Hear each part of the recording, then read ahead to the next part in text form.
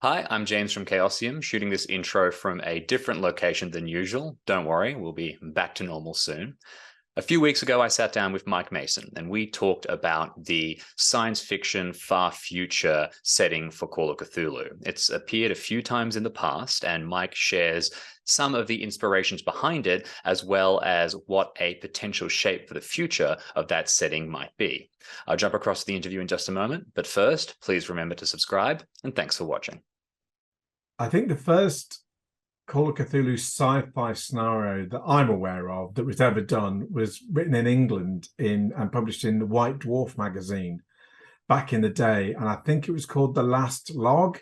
And unfortunately, I can't remember the name of the author, unfortunately, but it was The Last Log, and I think you kind of landed on some alien world, and it all gets a bit fuggy here, but I think maybe there's some sort of unoccupied spaceship that you're going to retrieve or something, and bad things happen thereon.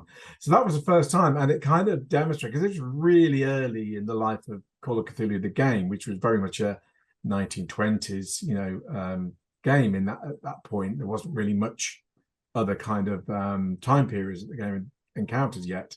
So this was one of the first kind of examples to show that you could play Cthulhu anytime, anywhere, really, which is still true to this day.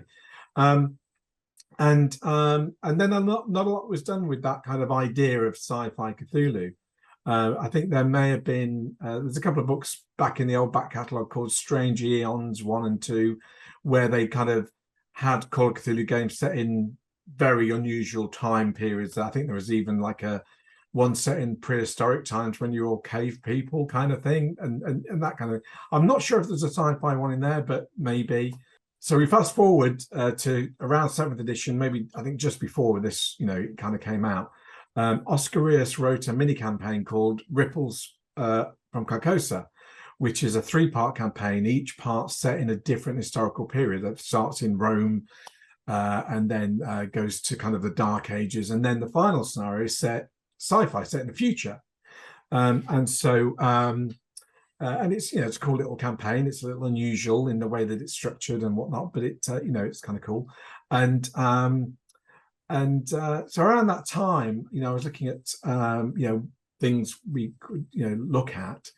I kind of like the sci-fi kind of idea, and actually going back a little bit further, back in the days when there was a thing called the Miskatonic Library Association, which were kind of like the monographs, which were basically a little bit like community content before there was community content, and people could kind of publish a kind of under a soft license, kind of various things for Call of Cthulhu. There was a one or two books there.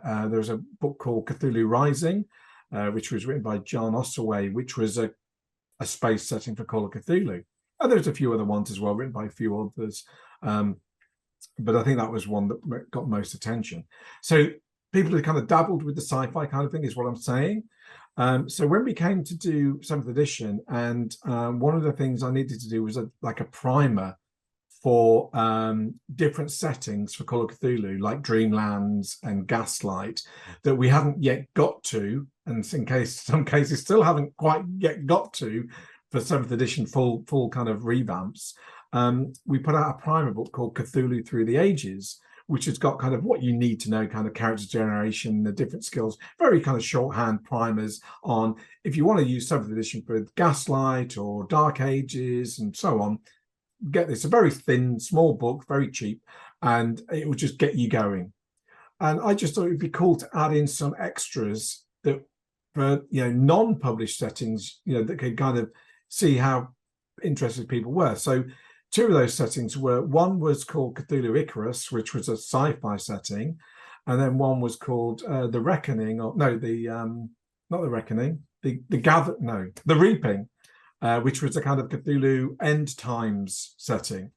And just to give people enough to kind of, with some ideas and scenario seeds and things like that, character generation, to kind of, if you want to play a sci-fi style game, here's how you can do it very quickly and easily, and then you're off. And Cthulhu Icarus has had quite a lot of good writing. John French wrote that. It's got nothing to do with the sci-fi Cthulhu that appeared in a German publication called Cthulhu Worlds, which had a spaceship also called Icarus in it, but they're two different things. It's so fascinating because I remember as a teenager sort of getting, I think it was Ripples from Carcosa that I got to read through and finding that future scenario and sort of finding that there seemed to be an established world and like an established canon for Call of Cthulhu in the future, and that it had like rules and seemed to be referencing the end time. So it must have been Cthulhu, the Reaping. What inspired you to bring that forward? I this goes right back. So back in the late 1990s, I used to I published a fanzine for Call of Cthulhu called The Whisperer, and one of the issues I planned to do down the line was going to be an end times issue, because no one had really at that time really looked at what happens when the stars come right and Cthulhu rises and everything kicks off. What actually happens in terms of a game? So I really wanted to do like an end time special issue for The Whisperer. And I think I mentioned it in the fanzine at some point, or down the line we're going to do that if people want to send stuff in. When we never got there, basically, I kind of folded the magazine before we got there, so it never happened.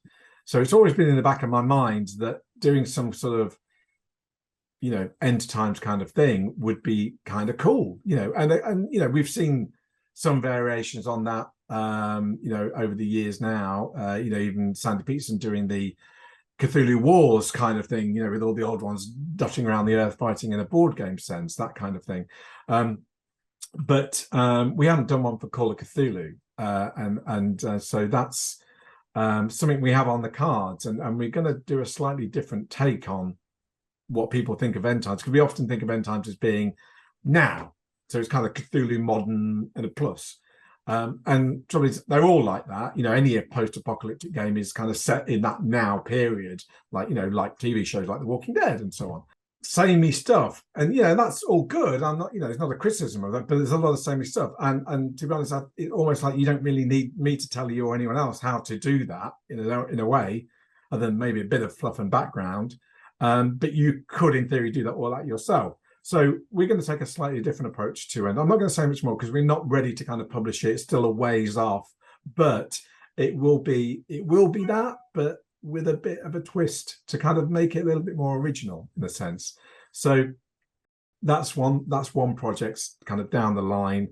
And the other one to mention, if we're going to just sort of highlight a few things that are coming in the future, is a sci-fi setting, not an end time setting, but a sci-fi setting that we have kind of had developed and written, and is in that kind of development phase. And it's a long development because I'll explain why in a second, but effectively a sci-fi setting of which I mentioned John Osway, who did the Cthulhu Rising monograph years ago.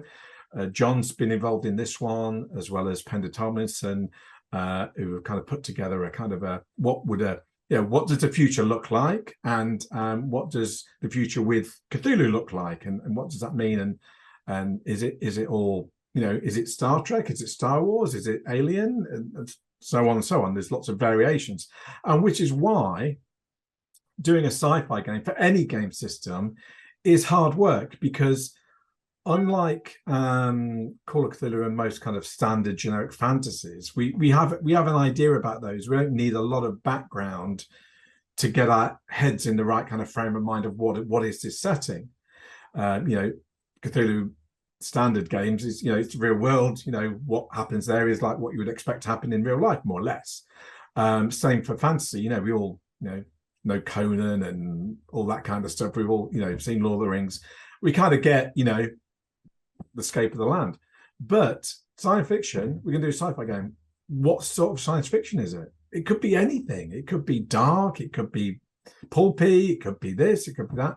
And so when you're designing a game for sci-fi, one of the crucial things is getting and helping the players to understand what it is. What is this setting, without bombarding them with a ton of, you need to read this 400-page book to understand what the setting is, which is not a turn on. So encapsulating that down into an easy, digestible way that players can get hooked in straight away and understand how to play this, as well as obviously for the keeper as well. So that's why sci-fi games, I think, are quite hard if there's no established background and you're creating it from scratch. Conveying that in a really accessible and exciting way to players is really important. Otherwise, no one's going to play it because it's too much to learn all this stuff. I'm super excited to see what shape that ends up taking, because despite being behind the curtain a little bit for Call of Cthulhu, I haven't seen any of that, so I'm as surprised as I think all of the audience are going to be. But I want to pivot a little bit, and I want to ask you about something that I know a lot of our viewers might not be aware of. It's something that I know, but you and I haven't chatted about it much. You used to work at Games Workshop, and you used to be I don't actually know what your exact role was, but if I understand correctly, you were the line editor of the Warhammer line, which meant you would have been working a lot on 40K, basically, the TTRPG Dark Heresy, things like that. And when you talk about Cthulhu the Reckoning, I can just really hear this echo of what I understand about like an end time, very bleak, very sort of anxious or doom-filled sci-fi setting. I'd love to hear about if there's like a connect there for you, not necessarily between the IPs, but sort of between your creative focus and how you see sci-fi stories. Yeah, sure. I mean, my role at GW, I had a number of roles, but I kind of ended up plonked into what you would know as Black Library, the kind of the fiction wing. And within there was an imprint, a sub business basically called Black Industries, which was purely for role-playing games and board games. And basically I was a Black Industries manager, so I was running that. And so my what I did there was basically manage the Warhammer Fantasy line, although I didn't, it's much more of a kind of an overview rather than day-to-day, because other people would be doing the work. But my main focus was on actually developing a new role-playing game at the time, which was called Dark Heresy, which was, as you say, the Warhammer 40,000 RPG that was the first of its kind. Warhammer had only ever really been either models fiction or the tabletop war game. There'd never been a role-playing game, so we were kind of treading new ground, obviously using the existing lore of 40K, which is well known through the fiction and the war game, but opening doors in that setting that had never been opened before. Because obviously, in a war game, you only need to know, well, where are we fighting and who are we fighting? You don't really need to know a lot more than that, because that's a war game. Obviously, the fiction did expand on this, and the fiction kind of led the way. So reading like novels like Eisenhorn series by Dan Abnett, which kind of had kind of characters interacting and plots happening in non-war zones, which was something you never encountered before in 40K, because it's all war zones. So what happens on an imperial world where the Inquisition is kind of trying to root out heresies and conspiracies. So and if you read that another way, what is day-to-day life for the average person in the Imperium in the 40K universe, which really hadn't been well described? It, as I say, touched on in fiction to a better degree, but not really described, which obviously in a role-playing game, which is predominantly about heresies and dealing with threats inside the Imperium rather than going out and shooting and having wars, which is covered by a different game. We were kind of like, well, what does happen? If we have a scene in a bar, what's a 40K bar look like? Who hangs around the bar? Is there a bar? That kind of thing. It's such an interesting set of questions to have to deal with, and I imagine that. I mean, I can draw similarities between the work that you've done for Call of Cthulhu. I mean, there's a lot of eldritch in the world of 40K. I mean, you could very easily say it's cosmic horror, but and there's a lot of reading source material that you've described, going through the works of the sort of mythos authors and going through the works of the Warhammer 40K world. But it also seems very different in that you're not usually setting a Cthulhu story in a war zone. You usually are setting it in normal places.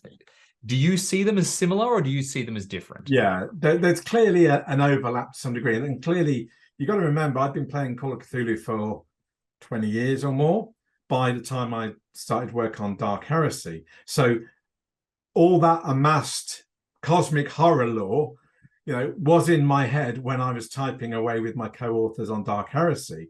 So, and clearly even the 40K universe, going right back to its start, was inspired by lots of different types of fiction and genre material, including, Lovecraft and Deleth and all, the Lovecraft circle in that kind of sense. While it's not there as, directly kind of written in, its influence is clearly there in terms of these kind of dark powers and, the whole, because 40K is based on the premise of, there's the Imperium of mankind, humanity, against everything else in the universe, all the kind of mundane aliens. And then there's another threat, which is chaos, which is this kind of existential kind of threat to everything living. It kind of just wants to destroy and whatever. So you've got this kind of threefold threat, in a sense, within the 40K universe. So that kind of existential chaos is obviously, there's parallels to the kind of, the great old ones and the outer gods of the Cthulhu mythos. Now they're not the same, and the tone, not the tone, but the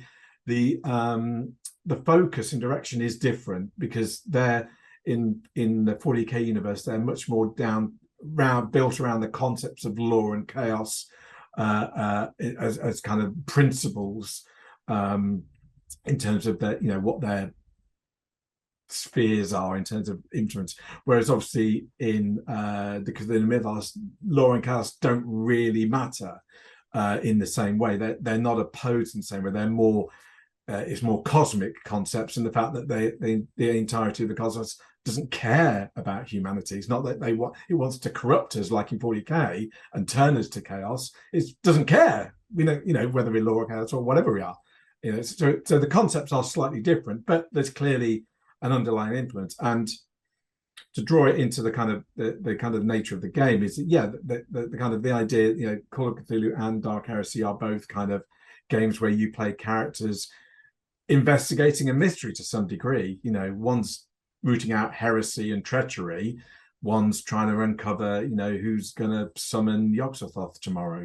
We could talk about this for ages, and I know that we're going to get a ton of questions from people who want to know more, but in the interest of trying to not make this a massively long video, and so that we can come back to the topic another time, I want to narrow the scope in a little bit, and I want to ask you, what is, for you as a creative, in terms of the stories you like to tell, the products you like to create, what is the coolest thing from Dark Heresy or the 40K universe that you, for whatever reason, can't pull into Call of Cthulhu, and vice versa? What is the coolest thing from the Call of Cthulhu universe, Call of Cthulhu game, that you really just can't make work in the Dark Heresy 40K world? That's kind of a tough question, because I think anything is possible. What springs to mind is in Dark Heresy, there's a defined unit for the player characters. There's a defined kind of, why are they there? And they're there because they all work for one of these inquisitors. So they're kind of like the inquisitors' eyes and ears and hands and feet. They go out and act the mission on behalf of the inquisitors. They do all the digging, they do all the scut work, and find out what's going on. And the premise being, in theory, they find out what's going on, then they would inform the Inquisitor, who rolls in, blasts away, and deals with it. But obviously, real life doesn't work like that. They're in a situation, they've worked out what's going on, but the Inquisitors, the other side of the galaxy, no, they need to deal with it. So, it gives the player agency a kind of a model. Obviously, Call of Cthulhu, in the kind of the base general idea of the game is you're not working for somebody else, you're kind of working for yourselves and humanity as a total, just to, do the right thing. So that they kind of setup operates in a different way. Now, obviously, as I say, anything is possible. So you can design Call of Cthulhu around that kind of setup where, you are working for Professor Armitage, Dr. Armitage in the Miskatonic Library, who's kind of acting like the Inquisitor, kind of the guy at the top. I'm busy cataloging books. Please, go and find out what's going on in Dunwich tomorrow, because I heard there's a rumor something bad's happening, and you as a player characters go over there to do it on behalf of Armitage, but you're the guys on the scene, so when it kicks off, you're the only people that can deal with it. So you can obviously, design your player setup to do that. And obviously there have been, different versions of Call of Cthulhu, like World War Cthulhu, when it came out, where you work, you work for the Allies in World War II, and you're sent on missions. It's very similar, isn't it? So I think that those are the kind of things. And obviously the converse of that is that, in Call of Cthulhu, it could be anything. You can have any setup you want, that makes sense with you and your players in terms of, the scope of the game. Whereas in Dark Heresy, it's very narrow focus, and to break that kind of doesn't work in the setting. So it's very narrow focus. So you've got this kind of wide and narrow focus. It's the key difference between those styles of games. And they're based around, the nature of the background and the way the plots work. To finish things off, you've talked about all the cool things that are in Dark Heresy in the 40k world, all the cool things that are going to be coming one day in the various forms that Call of Cthulhu, sci-fi, Call of Cthulhu, end times might take. I'd love to ask you in general, with the caveat that, like you said, everything is possible. What is the overarching cool aspect of a sci-fi story in your mind? What will, no matter what form Call of Cthulhu takes, when you jump into a sci-fi story, when you jump into a sci-fi game in space, what do you feel is at the heart of those adventures? I think sci-fi provides an opportunity to do that really useful thing in a horror game, because it gives you a reason why the player characters are isolated.